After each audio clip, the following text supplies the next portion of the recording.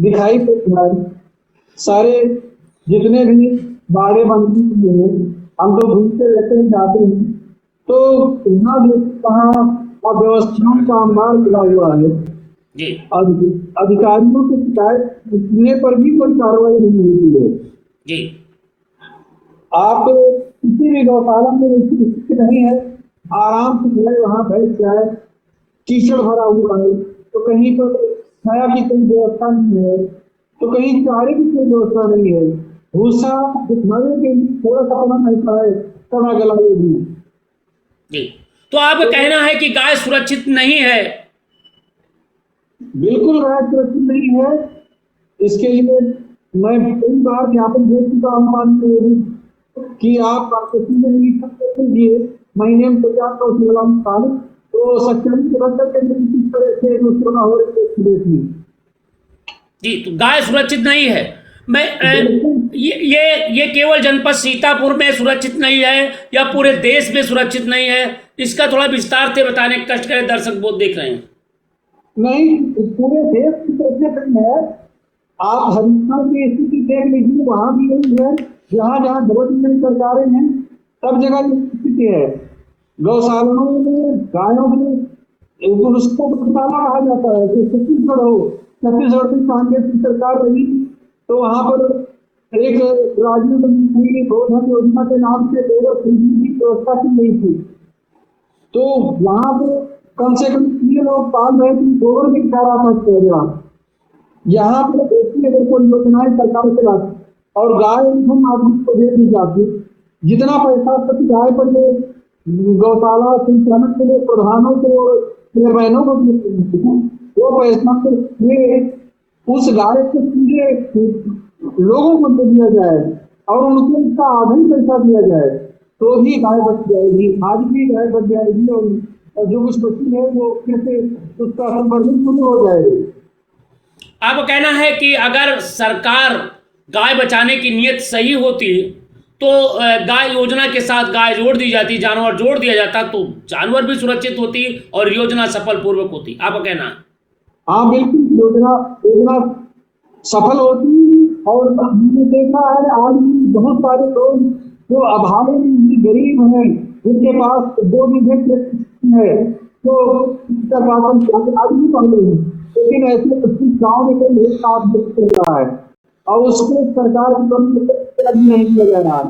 1 रुपया नहीं मिल रहा है कि वो गाय गाय कोई छायादार करवा ले, कुछ नहीं है। अधिकारियों की बहुत पैसे कोई योजना नहीं है, सारा नहीं कर सकता क्योंकि किसी और जाति है या कुछ कहाँ में 50 सामने है पास उसको मदद करके रोकने के लिए। तो आप कहना है कि भारतीय जनता पार्टी की सरकार में गाय सुरक्षित नहीं है। मैं ये पूछना चाहता हूं, भारतीय जनता पार्टी की गाय सुरक्षित नहीं है। गांव से जो गायों का विलुप्तीकरण है, जो पहले मैं देखा करता था, मैं निकलता था रोड पर तो सैकड़ों की तादाद में गायें सड़क के किनारे खड़ी थी। आज वो गाय ना तो सड़कों पर भी दिख रही हैं और ना तो गौशालों में दिख रही है। वो गाय गई तो कहाँ गई, बताने कष्ट करें। वो गाय सब सिपाहियों के खेतों में भर भर के जा रही है और कुछ दर्शन बनी रहती है, कोई कार्रवाई नहीं होती है। हमने तो अपने सीता 2 मिनट शिकायत की और थाना पेशों की कहा शिकायत की, उसके बाद भी कोई कार्रवाई नहीं की। तो मैं ये समझता हूँ कि हर जगह यही स्थिति है और बहुत सारे जनपदों में हमारे अपने कार्यकर्ता हैं, वहाँ की खबरें आती रहती हैं। अभी पंजाब में गौरक्षक जिनको मोदी जी ने ही कह दिया था कि ये सब बोलते हैं, इनका दोषी बनाओ, तो वो बनाने के डर जो रोकते थे गाड़ियां अपने दम पर रोकना बंद हो गया। बेधड़क गायों का तस्करी शुरू हो गई। अभी राजस्थान में भजनलाल की सरकार है, डबल इंजन की सरकार है। 70-80 ट्रक गौवंश भर करके मध्य प्रदेश और महाराष्ट्र से निकाला जा रहा था। गौरक्षक ने फिर कोशिश करके उसको रोकने की किया तो उनको पकड़ कर थानों में कर दिया गया। कि भाई ये भी जा रही है, ये भी जा रही है, ये नहीं बता सकते कि ये भी जा रही है, कहाँ जा रही है, लेकिन वो सब केरला, महाराष्ट्र, बहुत सालों में जा रही है। तब तक इसी रख गए हैं एक साथ पुलिस संरचना में जैसे होती है इस तरह से भजन माल के माध्यम से जारी थी। योगी जी के राज में कम से कम इस तरह का काम नहीं होता है, लेकिन गौशालाओं में देखना बहुत कम है। इसको आपस में मीठा करने पर लोग क्यों सकती है। जी, आपका कहना है कि उत्तर प्रदेश नहीं पूरे भारत में गायों की दुर्दशा है। मैं जानना चाह रहा हूँ, आप एक पार्टी के राष्ट्रीय अध्यक्ष हैं और आप लगातार जनता के बीच में उतरते हैं, तो आगे जो विधानसभा के चुनाव आएंगे, जो भी जिला पंचायत के चुनाव में आएंगे, तो क्या इस मुद्दे को लेकर के आप मैदान में उतरेंगे कि गाय हमारी माता है और क्या क्या है? एक लिख रहे हैं, एक सज्जन लिख रहे हैं, प्रभाकर नाम है, ये हिमाचल से लिख रहे हैं, गाय हमारी माता है, भाजपा को नहीं भाता है, इसे रोज बेचती है, गाय हिंदू धर्म कह करके हिंदू मुसलमान को लड़ाती है। ये भाई लिख रहे हैं जी।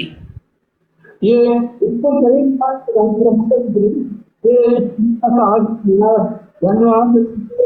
और कम से कम सभी युवाओं को आगे सरकार की जो ये दोनों नीतियां हैं इनको विरोध करना चाहिए। कभी भी कांग्रेस की सरकार हजम साल पर रही थी, तब भी इतनी गाय नहीं होगा थी जितनी इनके 10 साल के शासन काल में समाप्त हो गई है। कई कई गांव में एक गाय भी दिखाई नहीं देती है। कई गांव में घूमने पर कहीं एक गाय होगी तो 10-15 गांव में कहीं 1-2 गाय मुश्किल से मिलेगी। सब खत्म हो गई। गौशालाओं में नित्य खत्म हो रही है, मर रही है, बस उसमें किसी को घुसने नहीं दिया जाता है।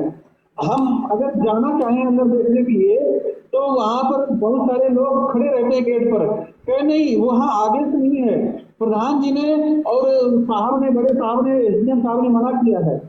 अगर उन अधिकारियों से बात करो तो वो भी कोई गोल गोल जवाब देते हैं, कुछ जवाब नहीं देते हैं, क्योंकि वो खुद नहीं निरीक्षण करते हैं कभी, तो जवाब क्या देंगे। उनको भी ऊपर से कहीं मंदिर है कि कुछ नहीं, देखो आंखें बंद रखो, खत्म हो जाने दो गाय को। तो आप कहना है धीरे धीरे गाय विलुप्त हो जाएगी और आप आने वाले विधानसभा चुनाव में या जिला पंचायत के चुनाव में इस मुद्दे को जनता के बीच ले जाएंगे या नहीं ले जाएंगे? नहीं, बिल्कुल हमारी पार्टी इस मुद्दे को जोर शोर से उठा रही है और आने वाले पंचायत चुनाव में हम इसको जन जन तक पहुंचाएंगे। विधानसभा चुनाव में अपनी सामर्थ्य के अनुरूप हम लड़ेंगे और इसको जन जन तक पहुंचाएंगे। मुद्दा बहुत बड़ा मुद्दा बनाएंगे इसको, क्योंकि सरकार इसी मुद्दे पर सत्ता में आई थी, चाहे वो केंद्र की मोदी सरकार हो। लोगों ने इस आशा में वोट दिया था कि हम जब ये मोदी सरकार आएगी तो गौरक्षा होगी, कोई गाय बंद नहीं होगा, गोबर बंद हो जाएगा, गाय का संवर्धन होगा, चरागाह टूटेंगे, चरवाहे भर्ती किए जाएंगे, गांव गांव में गाय का संरक्षण होगा। लेकिन ये लोग सत्ता में आने के बाद में गाय को ही खत्म करने का अभियान चला दिए। एक माननीय अध्यक्ष जी, मैं रुकना चाहूंगा। एक सज्जन ने कमेंट कर रहे हैं, लगातार लिख रहे हैं, राम प्रकाश राजकुमार लिखा, आपका नाम लिख दिया है, गलत लिख दिया है, राम प्रकाश हो गया है, मैं राजकुमार जी लिख बोल दे रहा हूं। उन्होंने लिखा है कि आपके विचार अत्यंत महत्वपूर्ण है। भारतीय जनता पार्टी ने जिस तरीके से वादा किया था, वादा मुकर गई। रेल बेच दिया, तेल बेच दिया और बेच दी गाय, रेल बेच दिया, तेल बेच दिया और बेच दी गांव, और घर घर में तबाही कर दी हिंदू मुस्लिम भाई। संभल के रहना, जरा संभल के रहना। ये सज्जन ने लिखा है, प्रभाकर साहब ने, और आपको नमस्कार किया है कि आपके विचार अत्यंत सराहनीय है और आपके साथ हैं कंधे से कंधा मिला करके। और एक सज्जन ने और आपके लिए लिखा है भाई, कहा कि प्रजा जनशक्ति पार्टी को मैं धन्यवाद देना चाहता हूं जो इस मुद्दे को उठाया है। अपना नाम नहीं उल्लेख कर रहे हैं और उन्होंने कहा कि आपने जिस तरीके से मुद्दे उठा रहे हैं ये अत्यंत लोकप्रिय हैं, ये जनता के साथ साथ सर्व समाज के लोकप्रिय हैं और इसलिए मैं आपको बहुत बहुत बधाई देता हूं। हर व्यक्ति को इस मुद्दे को उठाना चाहिए। जी राम कुमार साहब। बिल्कुल भाई, मैं इन दोनों लोगों को बहुत बहुत धन्यवाद देता हूं और आशा करता हूँ बहुत सारे युवा जो हमें सुन रहे हैं वो सब इसी तरह से अपनी बात, अपने हृदय की बात, आज युवाओं के साथ कितना छल हो रहा है, युवा मारे मारे घूम रहे हैं, कहीं वो टेट का एग्जाम देने के लिए 500-700 किलोमीटर दूर जा रहे हैं, तो कहीं वहाँ जहाँ सेंटर पे पहुंच रहे हैं वहाँ उनके बैठने की व्यवस्था नहीं हो रही है। मतलब ऐसी स्थिति बना दिया है, अगर वो चयनित हो जाते हैं तो उनको ज्वाइनिंग लेटर नहीं मिलता है, ट्रेनिंग नहीं हो रही है। एसएससी के कितने अभ्यर्थी हैं जो लगातार धरना प्रदर्शन कई वर्षों से कर रहे हैं। ये बहुत ही विचलित करने वाली बातें हैं। सरकार को इसके लिए कम से कम सोचना चाहिए कि हमेशा सत्ता नहीं रहेगी, सरकार को इस पर विचार करना चाहिए गंभीरता के साथ। और ये ईवीएम हो चाहे ये वोट चोरी का मुद्दा हो, ये सब इनके बल पर आप सत्ता में बहुत समय तक नहीं रह सकते हो। वोट काट दिए, विरोधियों के वोट काट दिए और ईवीएम सेट कर लोगे, ये सब एक सीमा तक हो सकता है। जब वो सीमा क्रॉस हो रही है, लिमिट क्रॉस हो रही है, तो निश्चित मानो संसार की कोई ताकत, कोई आर्मी और कोई पुलिस आपकी सत्ता को बरकरार नहीं रख पाएगी। ये इस देश का बच्चा बच्चा आज आपसे त्रस्त हो चुका है। आपको वोट कौन दे रहा है ये तो नहीं पता है, लेकिन आपके विरोध में खड़े हुए, आपके कट्टर समर्थक भी आपके विरोध में खड़े हो गए हैं। जो सच्चे समर्थक थे, वो जो पेड हैं समर्थक, जो पैसे लेके 2-2 रुपए में ट्वीट करने वाले, वो उनकी बात मैं नहीं करता, लेकिन जो वास्तव में हृदय से सम्मान करते थे कि भारतीय जनता पार्टी और संघ की हम आदर करते हैं, अच्छे हैं, देशभक्त हैं, वो सब आपके विरोध में खड़े हैं। जी जी भाई, अब जरा दर्शकों की लिस्ट लंबी हो गई है, मैं उनके नाम पढ़ दूं क्योंकि आपको देख रहे हैं। कृपया करें कि भाई मेरा भी नाम ले लिया जाए टीवी पे, तो भाई उनका जरा नाम भी ले लेता हूं ताकि आपको थोड़ा साहस भी हो जाए। ये आमोद कुमार बांदा से लिखे हैं, नाइस, बहुत अच्छा है। राहुल जी ने बस्ती से लिखा है, और भाई सीएम संतोष जी ने लिखा है, उन्होंने लिखा सीएससी संतोष जी ने लिखा है, बहुत अच्छा आपने प्रजापत साहब आपने जो रखा है। और वास्तव में देश में एकता भाईचारा तभी कायम होगा जब हम सभी लोग मिलकर आवाज उठाएंगे। एक और सज्जन ने लिखा है ये बाइक जो ग्राउंड रिपोर्ट है ये बिल्कुल अति सराहनीय है, और मैं भाई राम कुमार प्रजापत जी को और उनकी पार्टी को धन्यवाद देना चाहता हूं। और अगर इसी तरीके से रहा तो एक दिन उनका राज होगा। भाई राजेश कुमार भुसना से लिख रहे हैं, इनको भी मैं धन्यवाद देता हूं, सीतापुर से लिख रहे हैं। और कमलेंद्र प्रताप जी लिख रहे हैं, लखीमपुर खीरी से लिख रहे हैं।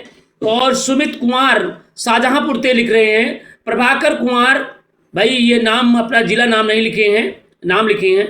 और भाई सुधाकर सिंह जी ने भी लिखा है, और पुष्पेंद्र जी ने लिखा है, भाई आपने जो कार्य कर रहे हैं ये अत्यंत सराहनीय कार्य है, और इसी तरीके से जनहित के मुद्दे उठाते रहें। और मैं आपको भी धन्यवाद लिखा है, कहा कि अगर आप इसी तरीके से जनहित के मुद्दे उठाते रहेंगे तो देश दुनिया में प्रजा जनशक्ति पार्टी का नाम उठेगा और लोग जानेंगे, क्योंकि आपने ग्राउंड रिपोर्ट दे रहे हैं और सत्य को सत्य कह रहे हैं।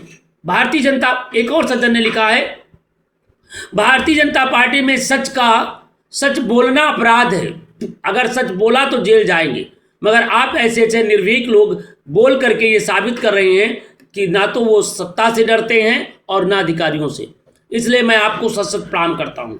और सुमित जी, रमेश जी, कमलेश जी, विमलेंद्र जी, प्रभाकर जी, मुन्नेन्द्र जी, तमाम लोगों ने आपको नमस्ते लिखा है और कहा है कि आपकी ग्राउंड रिपोर्ट है और आपने जो कह रहे हैं वो हकीकत है, इसलिए मैं आपको, भाई राम कुमार जी आपको बहुत बहुत बधाई दे रहे हैं। भाई इसके लिए आपको धन्यवाद जी, बताइए सर। धन्यवाद इन सभी साथियों को, और हम इनके साहस को नमन करते हैं। ये सब साहसी है, मैं समझता हूँ कि भारत का भविष्य है, भारत आज लड़ रहा है। ये सब जो भी मीडिया जिसके गोदी मीडिया कहा जाता है, उसी में भारत का शब्द भारत है और भारत शुरू बन रहा है दुनिया में। सच्चाई ये है कि आज युवाओं के पास नौकरी नहीं है, युवाओं के पास काम नहीं है, और अभी 33 लाख करोड़ आप मुद्रा लोन योजना का नाम सुने होंगे, जी इस मुद्रा लोन यहाँ से किसको मुद्रा मिली है, किसको टच किया है, ये तो कहीं चीज है, लेकिन लाख के बाद दिया लीजिए जी पूरे 10 साल बाद इसकी समीक्षा भी नहीं, 10 साल से 10 साल ऐसे डांटते रहे, पता नहीं किस मांगे हैं, भवन में देना है वो पैसा जी 33 लाख करोड़ वाली बात है। अभी प्रशंसा कर रहे थे कि हमने 33 लाख करोड़ की योजना चलाई और मैंने कोई परीक्षा नहीं की, जी अपना बड़ा गर्व महसूस कर रहे थे इस पर। वही 33 लाख करोड़ रुपया अगर वास्तव में 33 करोड़ परिवार भारत में है, उनके अंदर से बांटा जाता तो कोई परिवार ऐसा नहीं कुछ जिसको मुख्यमंत्री योजना से फायदा न मिलता। जी हर गांव में कम से कम आधार तो पाई जाती है, जी लेकिन हम तो देख रहे हैं कई हजारों गांव में ढूंढने के बाद भी कहीं उनको एक लाभार्थी नहीं मिलता है। तो ये किसको मार दिया है, और इसमें कांग्रेस और दूसरी भी पार्टियां कहीं न कहीं मूक दर्शक बनी हुई है, उनको भी फायदा हुआ होगा, जी नहीं तो वो चुप नहीं रहती, इस मुद्दे को उठाती, लेकिन कोई प्रेस कॉन्फ्रेंस तक वो पार्टी ने नहीं किया है। आखिर क्यों है ये मुद्रा जितनी मुद्रा चली किसको किसको दिया गया यही नहीं पता है, ऐसे ही के नाम से जाता है। अभी एक पिताजी है, मैंने देखा नाम उसको चढ़ा, वो अपना तो बताया तुम्हारे नाम मुद्रा लोन चढ़ा, मालिक लोन नहीं मिलेगा, तुम्हारा सिविल नहीं है, तो मुद्रा लोन कैसे ही चढ़ा है जिसके नाम थोड़ा बहुत, लेकिन वो भी नहीं मिलेगी। जी तो इस तरह से पूरे देश में इस तरह के पार्टी योजनाएं चल रही है, सरकार को अभी भी 2 टर्म देके उनको तत्काल बंद कर देना चाहिए और युवाओं को वास्तव में काम देने की जरूरत है, नौकरी देने की जरूरत है। अभी जो समूहों में पैसा बर्बाद किया जा रहा है, हम चाहते हैं कि पैसे को आप उन अधिकारियों को दो जो पढ़े लिखे हैं, जो कमीशन होने के लिए रहते हैं, ब्लॉक के अधिकारियों को दो, सेक्रेटरी को दो, जो पंचायत का काम करते हैं, पंचायत में सचिव है, जो बीडीओ है, जो आपके पंचायत उनको पैसा दो, ये कर्ज दे और ये चलाए वहाँ जो धंधे। गरीबों को चारों काम करना होता है, उनको बता दो वो काम करेंगे शाम तक, उनको महीने में वेतन दो, उनको सरकारी नौकरी दो, हर एक व्यक्ति को नौकरी दो सरकारी जी और उनको ये कर्ज दे के आप वसूलना नहीं करना और बाद में कैसे कैसे उनके साथ अत्याचार होते हैं, जी जब नहीं दे पाते हैं तो इसको दबा दिया जाता है। जी वो आप क्या करते दिवस हो जाते, किसान कितने मर रहे हैं किसी फल डूब से। अगर किसानों को नौकरी दे दी जाए और किसानों की खेती में मदद की जाए, किसानों को हर चीज जो किसान पैदा करता है, वो चाहे 100 ग्राम पैदा करे चाहे 1000 क्विंटल करे, सब कुछ चाहे। हम चाहते हैं कि 7 दिन तो घंटे से खरीदारी करे, बस खरीदे कुछ भी। अगर किसान अपने खेत की मिट्टी लेके आता है, आज हम मिट्टी लेते हैं, हमारे पास हुआ है, तो सर गवर्नमेंट को चाहिए उसकी मिट्टी के वहाँ रखे और यही पर भगवान से चले तो जहाँ सड़क मिट्टी पड़ती हो कोई मिट्टी ले जाकर डलवाए, लेकिन किसान को खाली हाथ नहीं लोग देना चाहिए। जी हम ये चाहते हैं ऐसी व्यवस्था हो, ऐसा राम राज्य हो कि हर व्यक्ति को लगे कि ये सुशासन जो हम कोई सुखी न रहे, सब सुखी हो, न कोई जात न कोई धर्म, सबका सम्मान हो, सबको जीवन का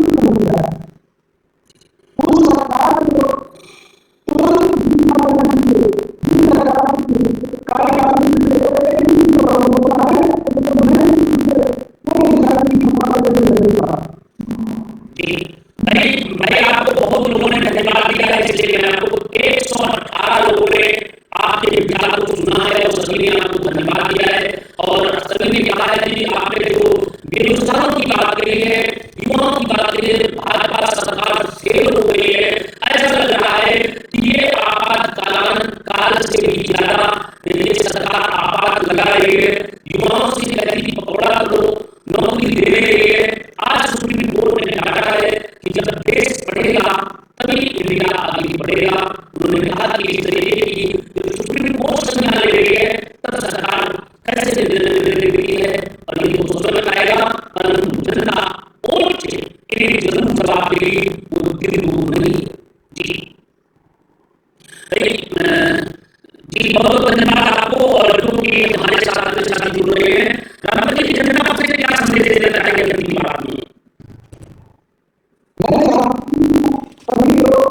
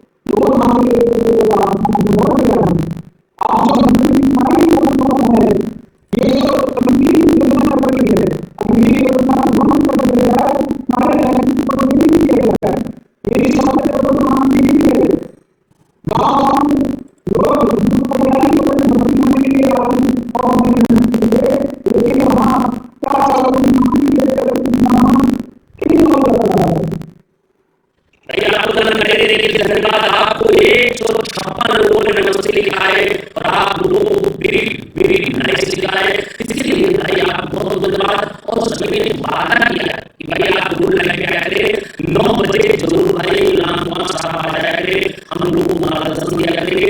ये कहने के लिए छत्तीसगढ़ के लिए इसके लिए मैं आपको बहुत बहुत धन्यवाद देना चाहती हूँ। और भी आ रहे हमारे साथ देखते हैं कौन है जी। हेलो हेलो भैया नमस्ते नमस्ते, आपको जनता के खिलाफ में हार्दिक स्वागत है जी। हमारे साथ हम लोग जुड़ रहे हैं और इसके लिए धन्यवाद। और मैं चाहूंगा कि रामकुमार साहब ने बहुत अच्छी बात रखी, इसके लिए आप घर की बात करें और मैं चाहूंगा क्योंकि लगातार लोग फोन कर रहे हैं, मैं दूसरे लोगों को कनेक्ट करूँ अगर आपके अनुमति हो। बहुत बहुत धन्यवाद। और मैं चाहूंगा आप जुड़ रहे हैं क्योंकि आपको 190 लोगों ने लाइक किया है, इसलिए आप बहुत बहुत बधाई की बात है। और मैं चाहूंगा कि आप जरूर भाई सुने और देखिए किस तरीके से भारतीय जनता पार्टी सरकार कहती कुछ और है, करती कुछ और है। जनता में आक्रोश है, बड़ी बात है। बने रहिए, देखते रहिए